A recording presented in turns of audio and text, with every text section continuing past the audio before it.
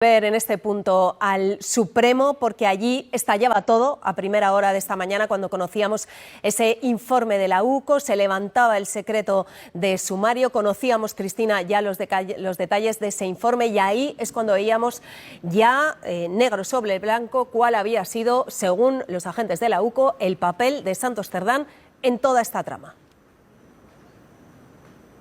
Y precisamente por ese papel que el juez considera que hay indicios claros de que podía formar parte de una organización criminal que se dedicaba presuntamente a cobrar mordidas a cambio de amañar obras, el juez le citó a declarar voluntariamente el día 25. Eso ha cambiado, le citó voluntariamente porque era diputado y por lo tanto para obligarle tenía que pedir permiso al Congreso. Una vez que entrega el acta de diputado, ahora sí puede ser obligatorio que venga a declarar el día 25. Ha cambiado la situación porque ha entregado el acta, pero la causa no tiene por qué irse del Tribunal Supremo porque se quedó el Supremo con todo lo relacionado con otro aforado, con José Luis Ábalos. Se quedó también con la parte que afectaba al empresario Víctor de Aldama y al exasesor del ministro, a Koldo García. Por lo tanto, suponemos que también se va a quedar con la parte que afecte a Santos Cerdán. El juez cree que hay indicios consistentes de que cobraba esas mordidas. Dice que además tendrán que volver a venir a declarar aquí tanto José Luis Ábalos como Koldo García, porque hay hechos nuevos. ¿Y dónde están esos hechos nuevos? Pues están en el informe de la UCO, en ese informe que recoge distintas conversaciones y sobre todo, y muy importante, recoge grabaciones que hizo el propio Koldo García y que ocultó a las personas con las que hablaba, en ocasiones José Luis Ábalos, en ocasiones Santos Cerdán y a veces los tres juntos.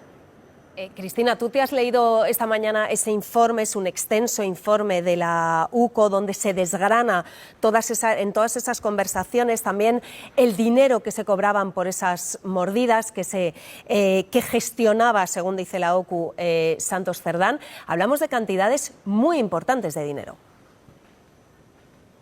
Cantidades muy importantes de incluso 500.000 euros en ocasiones.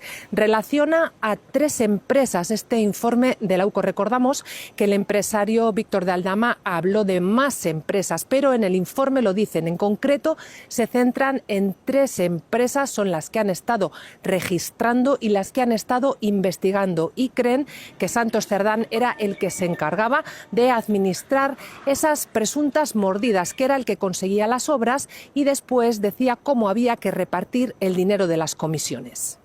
Cristina, en ese informe de la UCO, en el que insisten mucho en la relación cercana que Santos Cerdán tenía también con Koldo, insisten en desde cuándo se conocían y apuntan como una prueba de esa relación intensa que tenían los dos a esas primarias del Partido Socialista de 2014 y apunta a un posible amaño en esas primarias. Sí, dicen que hay una conversación en la que incluso Santos Cerdán le llegó a decir a Koldo que metiese dos papeletas en la urna sin que nadie le viese. En el informe se hace una especie de recorrido cronológico en el que se cuenta cómo fue cambiando. Koldo sería el eje continuo, o sea, el personaje alrededor del que van circulando todos los demás. Koldo conoció a Santos Cerdán, después Santos Cerdán fue el que le llevó con José Luis Ábalos y a partir de ahí parece que la relación entre Koldo García y Santos Cerdán se separó un poco y fue mucho más cercana a Ábalos, pero en muchos momentos, según el informe, se relacionaban entre los tres y coordinaban supuestas comisiones entre los tres. Cristina, y para recordar una cosa que nos apuntabas al principio, es importante porque esta mañana después apuntábamos a que el Supremo le había pedido a Santos Cerdán que acudiera a declarar voluntariamente. Ahora Santos Cerdán nos decía, se ha entregado el acta.